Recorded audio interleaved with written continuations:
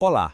Hoje a gente vai conversar sobre algo muito prático, a sabedoria que o Google acumulou ao longo dos anos construindo sistemas de machine learning no mundo real. Pense nisso como um guia, um conjunto de melhores práticas para quem está começando o primeiro grande projeto de ML. São dicas que podem fazer toda a diferença entre o sucesso e o fracasso. E para começar, vamos direto ao ponto com a filosofia central por trás de tudo isso. O que essa frase quer dizer é que o sucesso em machine learning, na maior parte das vezes, não vem do algoritmo mais complicado ou da matemática mais avançada. Vem, na verdade, de uma engenharia de software sólida. Sabe de onde vêm os maiores ganhos? De ter bons dados e de extrair bons sinais informativos, o que a gente chama de features. Esse é o princípio fundamental.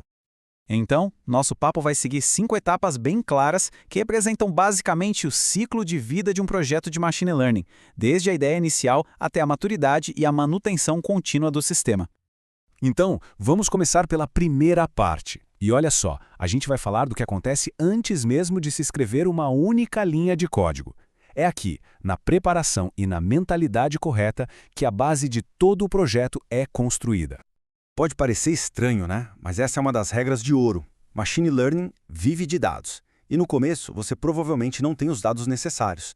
Então, uma heurística simples, pense numa regra de bolso, um atalho inteligente, muitas vezes já resolve uma boa parte do problema. E o mais importante, ela começa a coletar os dados que o seu futuro sistema de ML vai precisar para aprender. É muito melhor ter um sistema simples no ar do que um sistema de ML perfeito que nunca sai do papel. Ok, então quando que o jogo vira? Quando que a gente decide usar machine learning de verdade? É exatamente aqui. Uma heurística simples é ótima para começar. Mas, conforme o tempo passa e você precisa adicionar mais e mais e mais regras, aquilo vira um monstro, um sistema frágil, impossível de dar manutenção. Nesse ponto, o modelo de machine learning, mesmo um bem simples, se torna muito mais vantajoso. Ele aprende com os dados, é mais fácil de atualizar e de melhorar com o tempo. Agora, entrando na fase 1. Gente, o foco aqui é um só: infraestrutura. Esquece algoritmo complexo por um momento. A prioridade máxima é construir um pipeline de dados robusto. O que é isso? É toda a tubulação, toda a sequência de passos que pega o dado bruto e leva ele até o modelo de forma confiável e consistente. E essa aqui é a receita do bolo para um bom começo. Perceberam que a solidez do pipeline aparece 2 vezes aí? Pois é, não é por acaso não. Um pipeline confiável é a fundação que vai permitir todas as melhorias futuras. Sem ele, qualquer coisa que você construir em cima vai ser como construir em areia movediça. Bom, antes de a gente continuar, é super importante a gente falar a mesma língua. Vamos alinhar uns termos básicos aqui, rapidinho. Uma instância é a coisa que a gente quer analisar, tipo um e-mail. O rótulo é a resposta que a gente quer. Por exemplo, é spam ou não é spam? As features são as características que a gente usa para adivinhar a resposta. E o modelo é a entidade que aprende a relação entre as features e o rótulo. É isso, bem direto ao ponto.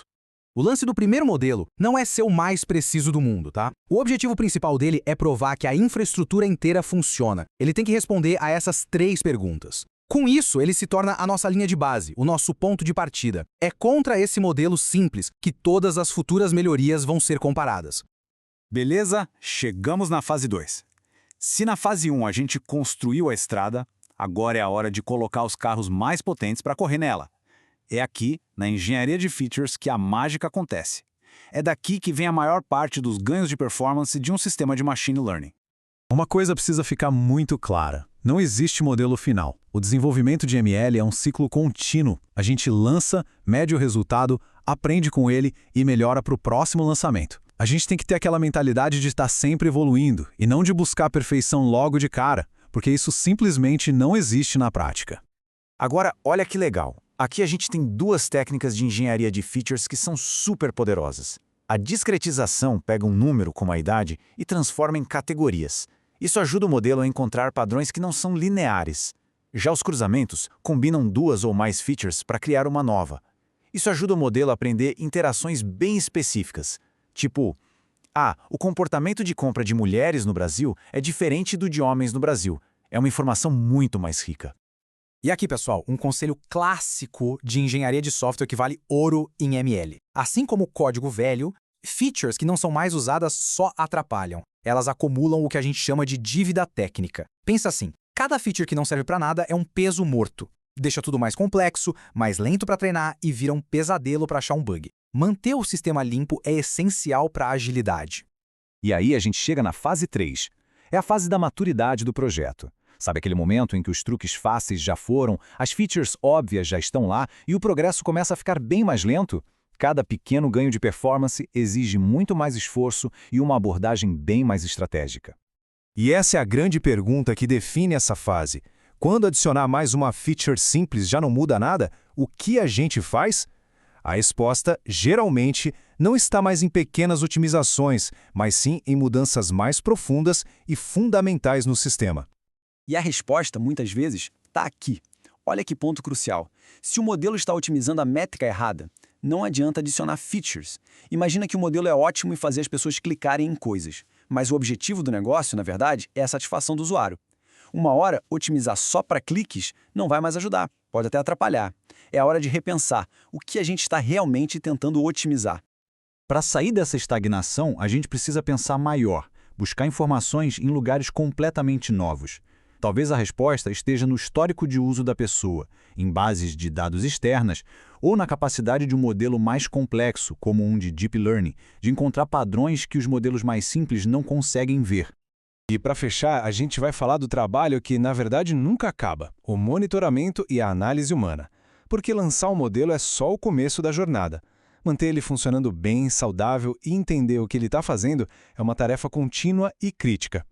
Olha, esse aqui é talvez um dos perigos mais traiçoeiros em produção. Imagina que uma fonte de dados de uma feature sua simplesmente para de atualizar.